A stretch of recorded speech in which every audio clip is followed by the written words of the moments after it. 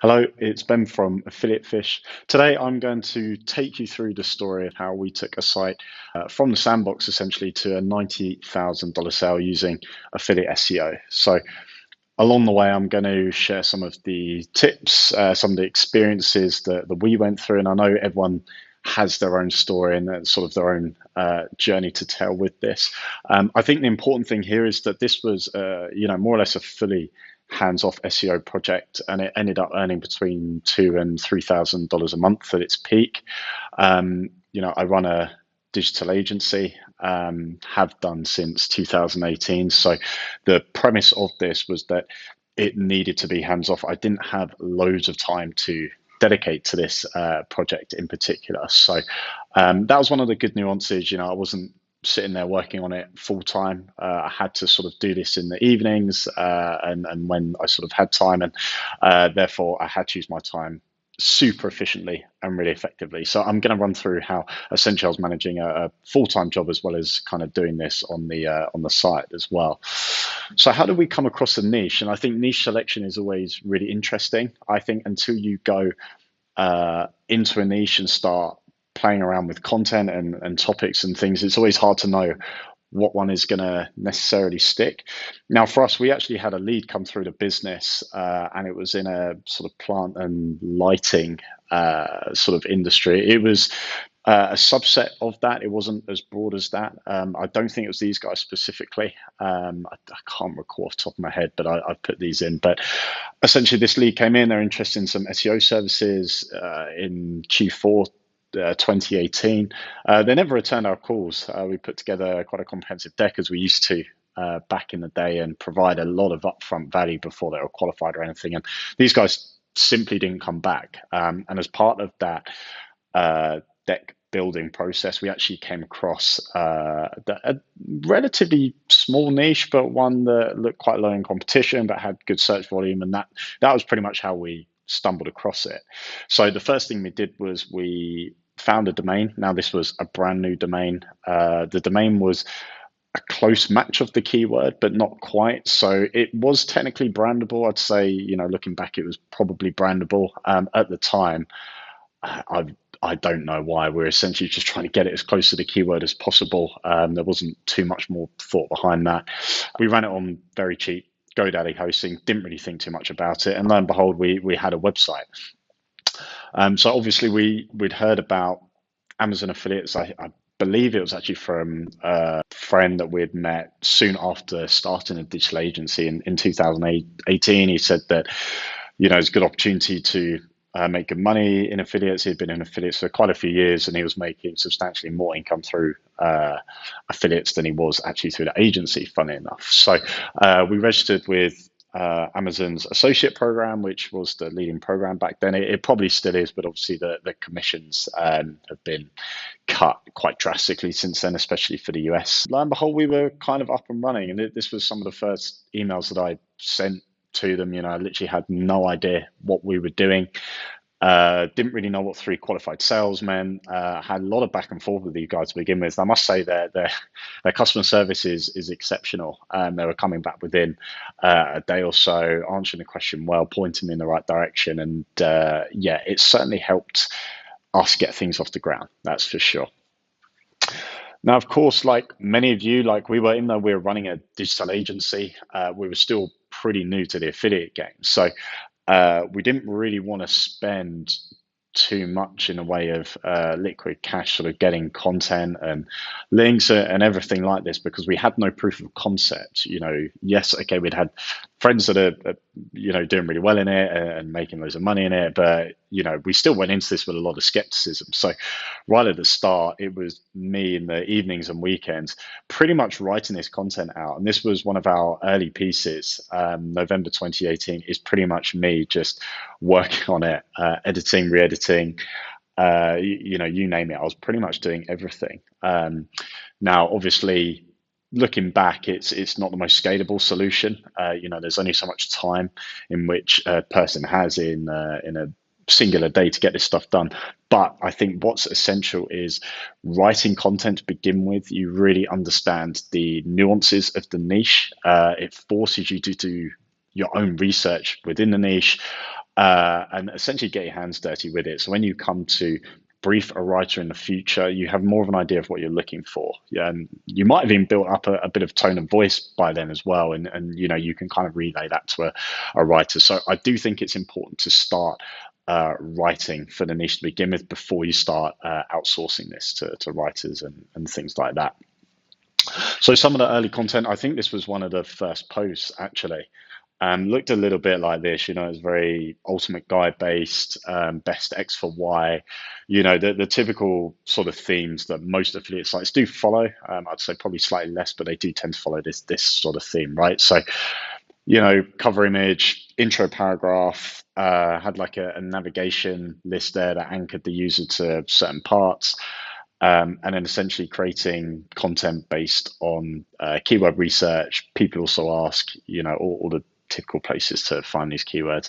We also installed the AAWP plugin as well, which could pull Amazon listings using a unique ID and could send users straight there. And this was, when I first saw this, my mind was blown. I was like, wow, this is awesome. As soon as we had someone hit this page, I was like, this could be someone that buys and we start making money. And honestly, the kick from seeing that come through was 10x the kick of winning a client, which is crazy considering the numbers of winning a client through the agency against getting an affiliate commission were like complete chalk and cheese, right? But yeah, it's just how the human brain works. Pretty crazy. So this is what some of the early posts look like. Pretty much just a standard WordPress text document in Elementor that I was writing, and I was trying to write as much as I could, but realistically this was a couple of guides a month, after the research process and things. I wasn't really doing it at any form of scale at all. So what did we learn? Create a handful of articles to begin with, really learn the process, get underneath the skin of the industry. What are your competitors writing about? How can you make it better? Building out a bit of a tone. The next step we kind of did was, I think I used a writing agency, and we put together this sort of basic brief, talking about tone of voice, purpose, all these other things that add a little bit more substance to the writing. So you're not just writing for Google, you're not just regurgitating everything you see in the SERP. And I think one of the other things looking back is test as many writers or writing firms as possible. Give them the same brief, give them a tight turnaround, limit the number of characters or number of words, I should say as well, but give them a comprehensive question and kind of see how well they use the words and how deep they go with their thought.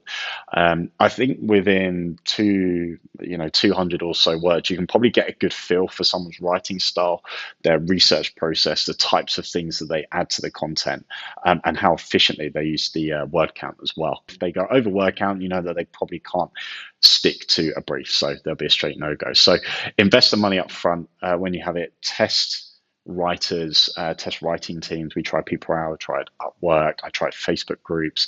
I ended up messaging someone that I knew from university that was a writer. She came on board and gave us a hand. But try everything, because you might be surprised as to what actually sticks for you and your niche in particular.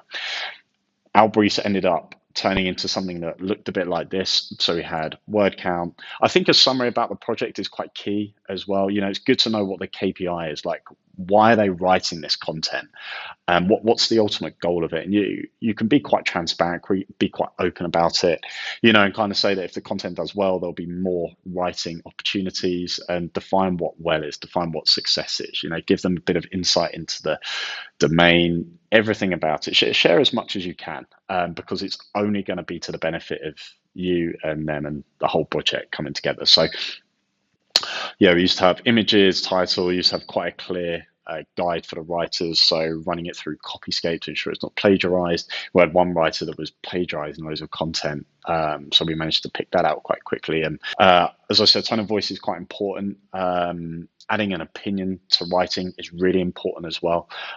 Even if you don't feel as necessary all eggs in the basket of the opinion you're writing about, just having that opinion helps improve sales, because users more likely to trust an opinion when you say something is really good or really bad, not sitting on the fence. And it also helps to build a bit of brand as well. If there's kind of consistent theme as to the things you like and don't like about certain products. So yeah, very underrated just having a strong opinion on certain products. Obviously listening out primary and secondary keywords. We sort of adapted this or evolved this, I should say, even more to include things like NLPs, running them through the likes of Surfer, and actually between it now we've got a really nice process. But this is the brief that it finished on, and we do encourage sort of internal linking and things like that once you've got a few posts that are up and running in particular. Oh man, and then link building. Like, where do we start with link building? I think everyone has their own opinion on link building. Some people don't know where to start. Some people are just buying Fiverr links, Upwork links, whatever. I think with us, what we started or what we began with at the start was testing a link vendor. I think I got a pitch on LinkedIn, or I connected with someone on LinkedIn, and we ended up using them. I think one of the key things was, as a small agency at the time, I didn't want to put the link building through the agency because we had one outreach guy. He was super busy. I didn't want to add on to his workload because essentially that was costing the agency time and money to do that. And as I said, we didn't really want to spend too much money at the start. So I think I managed to negotiate a couple of free links with this vendor to begin with. As you can see, this was the 15th October 2019. So we did think about it quite early, but we didn't really know how many to build. So I think we started with a handful of 4 or 5. Now, these were links that were in the right niche. They were relevant, kind of ticked all the boxes. I think one of the learnings I took from this was when you're getting started and your site is in the sandbox, the types of links you build don't really matter. You just want to get links in place to get it out the sandbox so that Google can come understand the site. So I really wouldn't worry about the types of links you're building at the start. And I'd also say that there's probably no limit as to where you can begin as well. We started with like 5, and I think we ended up building something in the region of 10 to 15 a month at its peak, maybe 20 one month when we did a bit of digital PR. But outside of that, we're talking small numbers. Some of the clients through the agency, we build more links for them. So yeah, didn't really know where to start. Started with a handful, negotiated a couple of free links through his link vendor, and we did a few of them to begin with, just to get it up out of the sandbox, get some early sort of keyword wins. And a keyword win was a keyword that was literally just indexed by Google. Didn't really care what position it was. The buzz of seeing that was insane, right? So don't think too much about links. Just build as many relevant ones as you can as your budget allows to begin with. As I said, we started with 5, I think. And after all of this, so November 8th, 2019, we made our first legitimate dollar. So we'd earned, I think before that in October, maybe $1.19 or $1.50 or something, but this was like an obscure sale. I think I probably sent the site to friends and family to check out, and then they just happened to go onto Amazon, buy a product that had no relevance to the niche site that we had built. So we were kind of happy about that, but we didn't classify it as like a legitimate sale. So November 8th, I remember I was chatting with my business partner, also called Ben, and we'd realized that the sale that had come through was actually related to the site we'd built, and it was actually one of the products that we'd listed as well. Trust me, the dopamine hit of that was next level. So what's the obvious learning here? Well, SEO compounds, and we'd got out a few articles by this point. So I said, we'd done a little bit of link building, and lo and behold, we managed to generate a sale. So we were obviously over the moon.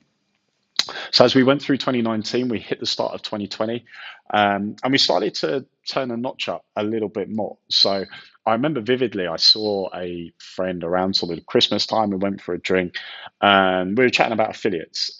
And then he kind of dug into what we were doing, how much content output were we generating, what was the link volume looking like. And I said, look, we're probably doing like 3 or 4 links a month. We're probably building like 2 or 3 pieces of content a month. And then he showed me one of his sites, and he basically said that we need to, get those numbers up. We need to get the number of links up. We need to get the number of pieces of content up, and soon enough, we'll see that compound a lot quicker than the rate we were going up. We'd be waiting for years and years and years before we actually noticed a dent in the sort of revenue that was coming in, right? So We had a bit of a chat. From January onwards. We decided to actually put a bit of investment into link building and into content. And as I said, the site wasn't really making anything, but we'd seen the system work, we'd seen the process work. So that use case, I think both Ben, my business partner, and I, we kind of needed that. We needed to see it work firsthand, and then that gave us the confidence to put a bit of money behind it. So I think we spent a few $100s to get 10 to 12 links. We did a bit of guest posting, and we were also churning out 10 pieces of content a month. So I was still doing a little bit. I was still doing a bit of the copy editing to begin with, and then a contact that I knew from university, she sort of picked up the reins as well, and she started running with it. Interestingly, we actually inadvertently ran a bit of digital PR through the agency, and this actually got pickup across the north of the UK. So the site is a UK site. We put out, it was like a guide around, like an inspo piece. So we just pitched it into a couple of press publications and essentially got syndicated everywhere. And funny enough, this ended up in offline press as well, which was absolutely crazy. You could pick up a local paper in Oldham, which is sort of near Manchester in north of the UK, and our articles featured there. So as we went through this process, I think when we ended up selling the business at the end, we had sort of a team of 4 or 5. So I managed to find someone on Upwork that could be a bit of an SEO lead for this. As I said, I wanted to keep as much of this out of the business as possible. We ended up doing a bit of outreach through it because we sort of saw the compound results of building multiple links and things like that. But I didn't want to put any content through it and any sort of SEO expertise on it either outside of myself looking at the site, right? So I managed to find an SEO lead. His job was literally to do keyword research, product selection. So he would find a keyword that seemed like a good fit on Google. And for me, a quality keyword was just one that had search volume and buyer intent. That was pretty much it. I was super focused on buyer's guides as well, less focused on blogs. So as long as there was commercial intent behind it, I didn't really care too much as to the volume. For example, one of the keywords we went after was DIY conservatory. Now, the value of this product was like 2 or 3 grand plus. So I knew that ranking for that, although it's not going to generate loads and loads of sales in a month, if we generate 1 or 2 in a year, commissions are going to be super high from that. So those are the sort of keywords I might come across. So what happened, we got into a nice flow of which he would pick out a keyword, he would load it into an Asana board, I would approve it. I would split the keyword into each of their Asana columns. So I would give content writer 1 these 4 keyword cards, content writer 2 these 4. The SEO lead, he knew that once the keywords were confirmed and loaded into the content columns, he would create the brief for these keywords. So, as you saw, the brief would include the primary, secondary keywords, it would include the product list, everything the writer would need to essentially crack on with. So it was also the SEO leads to jump onto Amazon, check the products, are they in stock, have good value behind them, although this was kind of a secondary metric. The other thing we'd look at would be like the reviews as well. So what are the reviews like to the product? I didn't want to have a product listed that was reviewed badly because obviously that would impact the sales that would be generated for it. So it was his job to sort of do the product identification piece as well. So he would create the briefs and then the writer would go off and create it. Also had a Photoshop guy as well that would essentially take the product image, gloss it up, give it a nice background, do some pretty cool effects on it that essentially made it slightly different to the Amazon listings. There's still synergy there between our page and the Amazon listing, but we'd kind of gloss it up a little bit. So it had that kind of unique edge or twist to the products in particular. And I also had a copy editor as well. So she was like the fail safe. She would check the content, check the image links, make sure everything was working, check the images. And then I'd usually give it like a bit of a once over as well. I think that the other key learning here is track everything from day one if you can. So I had these Google Sheets and essentially it'd be like a project sheet. So I'd list all my links, the costs, all the content, the costs. I'd have a workflow that looked a bit like this. It kind of mimicked the Asana, but I just liked having everything in a Google Sheet basically. And then I'd have a formula identifying all the costs. I'd also put in all the Amazon earnings every month and it would kind of spit out like the profit for the month basically. So document everything from day one, because trust me, as you start creating content and doing links at scale, and when you have multiple people involved with this, it can become very messy very quickly. For one of our latter projects, we even had a freelance project manager on, so it was his job to essentially ensure the whole process flowed nicely. He was the one that would take the questions, and that then became a fully hands-off project for me. But for this one, the scale wasn't quite there. So everything was all rosy. It was looking really, really good. And then we sort of hit summer and the earnings started to plateau a little bit. So part of me thought this might have been seasonality. This was our first sort of summer in which the site was ranking, earning some commissions. We got a few hundred pounds GBP there. But it started to drop off. And obviously, I didn't just want to build a site that was going to be hot for 3 or 4 months of the year. I wanted to build a site that was hot all year round. What we wanted to do was do a bit of indicative research to understand if this was seasonality. Now, some of this is obviously common sense. When you build a site in the UK that is related to home and garden, you're obviously going to have kind of the extremes in the weather. So it's going to be, on the whole, hot during the summer, although you will have rainy patches. Throughout the rest of the year, it's going to be sort of a little bit cooler, raining, and things like that. So what I wanted to do is make sure there was enough content on there that was kind of indoor content as well. So not just kind of plants and outdoor lights and things like that. But what we also found was the number of searches for the products that would typically be seasonal products, i.e. outdoor products, that remained fairly consistent. There might have been a bit of a variance between 10 and 20%. For a lot of the big hitting products, but typically it was quite flat. So we had a look and a bit of a review of the template we had built it on and figured that actually we could do a lot more to convert the existing traffic that was already coming onto the site. So in September 2020, we had just over 100 links to the site. We had sort of between 3,000 and 4,000 visits a month. And we had sort of 70, 80 pieces of content as well.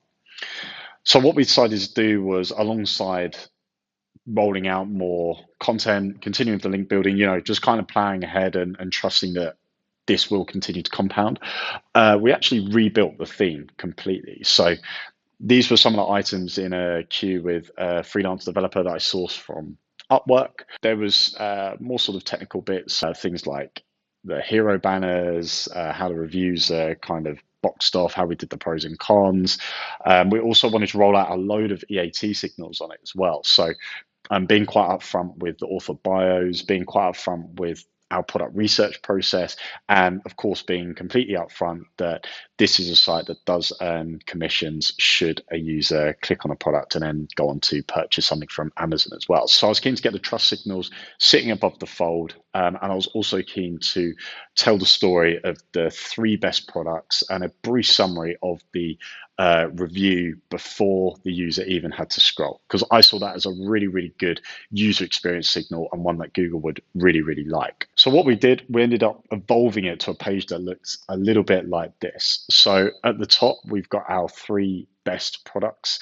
We've got our author bio, we've got our title, we've got our earnings disclosure, we've got our pros and our cons, we've got our nice, obvious check latest price button that shouts to the user as well.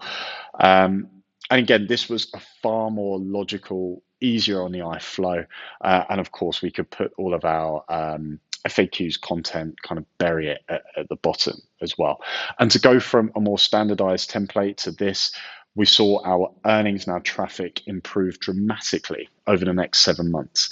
So by the time next summer came around, of course, we had trebled the amount of links, but we still only had about 300 links pointing to the site, 300 referring domains, I should say. We had around about 200 pages or so. About 150 of these were sort of buyer guides, and then we had 30 or 40 blog posts, and the rest here was sort of author pages, category pages, that kind of things like that. But we saw traffic increase from about 3,000 to 4,000. It was, the real number was actually just over 40,000 visits in a particular month, and we saw the earnings go up from the 200-300 mark to the 1,000 to 2,000 mark.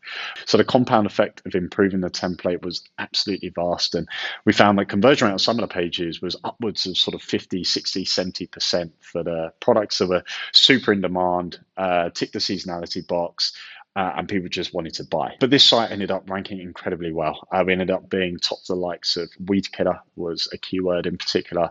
We were top for likes of, say, conservatory chairs, a whole host of keywords that have significant search volume behind them, good buying intent behind them. We were outranking some of the biggest brands in the UK and the US for these terms. And Google just seemed to love this template. As soon as we did the switch, we hockey sticked completely with this.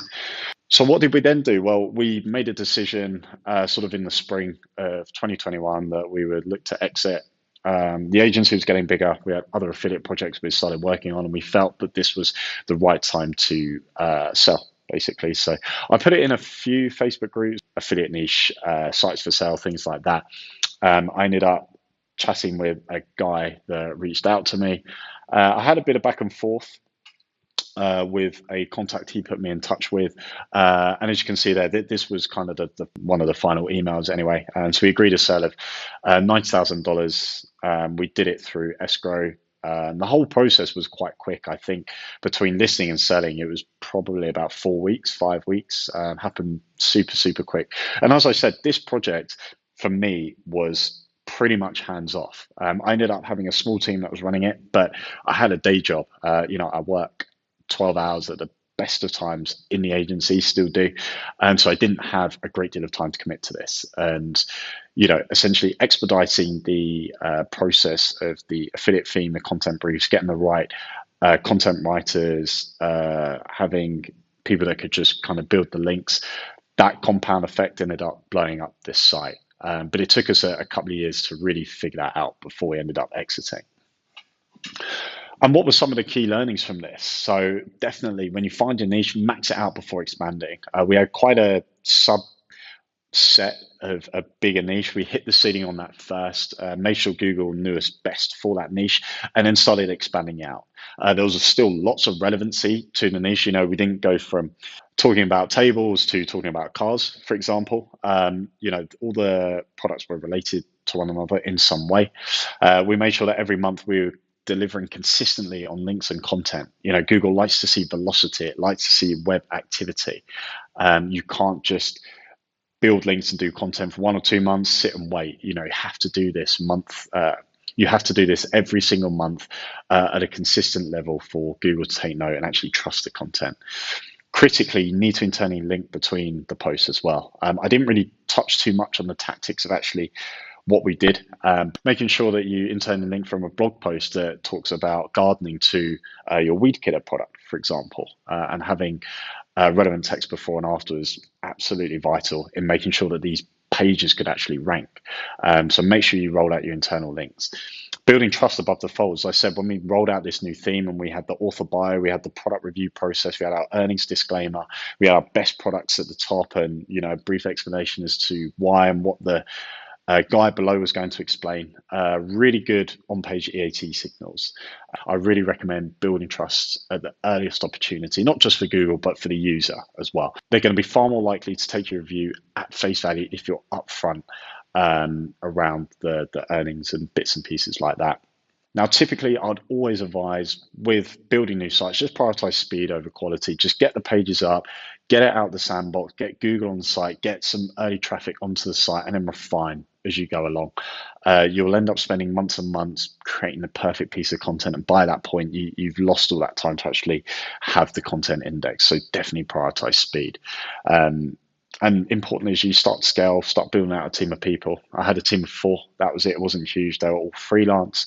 They all knew their role. I used to put together, or at the start, I put together quite an in-depth screen record, video record of how to do something, what everything meant, and sent it to them. Make sure you video record everything so that they can refer to it. And if they had any questions, they would hit me up and I'd try and get back to them as soon as I could. Last but not least, obviously, create a cost and delivery Google Sheet from day one. Make sure that everything is documented so that your costs don't go crazy out of control. You can keep a macro look on performance, output, and it also helps you kind of plan ahead as well. When you look back at this, you can also work out almost like your earnings per page as well. So you can have a look at the products that were bought the content that sent them to those products and actually work out where your most kind of valuable pages are that sit on your site. It's awesome, awesome stuff. So what we've now done, we've actually licensed this template out to the public. So the template that we spent thousands building, evolving, and going through multiple iterations over the years, you can actually get this and essentially kickstart your affiliate SEO journey. So all you need to do is go to affiliate-fish.com, click buy, create your account, verify your email, head back to the site, log back in. What this will do is this will take you to a dashboard that will look a little bit like this. You just need to go to subscriptions, manage subscriptions, and then either create a new subscription or purchase a lifetime license. Get started on your affiliate SEO journey. And that was pretty much it. That's how we took a site from earning nothing to a $90,000 sale. The timing was around about 2 years. But as I said, it was mainly hands off, and anyone can get started with this. But we've given you a bit of a helping hand with the Affiliate Fish templates. So if you like this video, please hit the like button below. Subscribe to the channel would be fantastic as well. If you have any questions, leave them in the comments. I'll make sure I get back to every single one of you. Thank you.